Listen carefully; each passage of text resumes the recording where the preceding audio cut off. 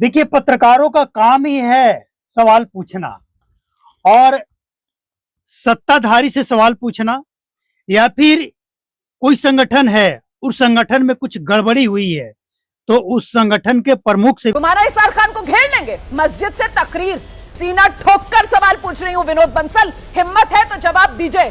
विनोद बंसल जी, सरकार को तो अलग कर दीजिए। सरकार की तरफ से तो हमने सुन लिया, सरकार ने तो एसआईटी बना दी, योगी आदित्यनाथ तो कह रहे हैं दूध का दूध पानी का पानी होगा।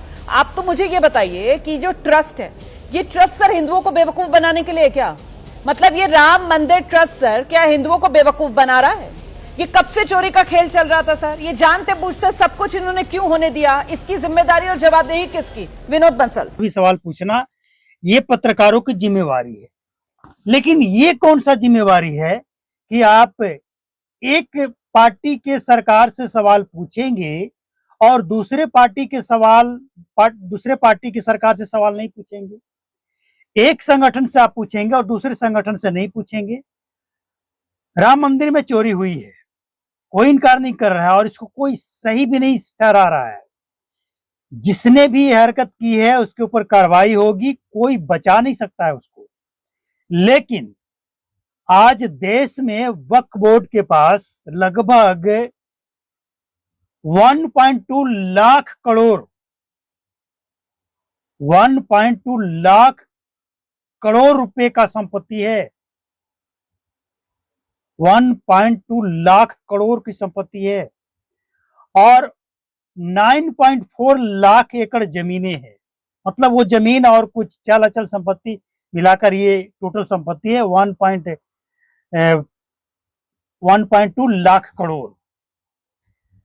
तो इससे जो कमाई हो रहा है, मतलब जो जमीनें हैं उसको किराए पे दिया जाता है, कहीं जमीन पे दुकान बना है उसका किराया आता है, ये पैसा कहां जा रहा है? कभी किसी ने हिसाब मांगा?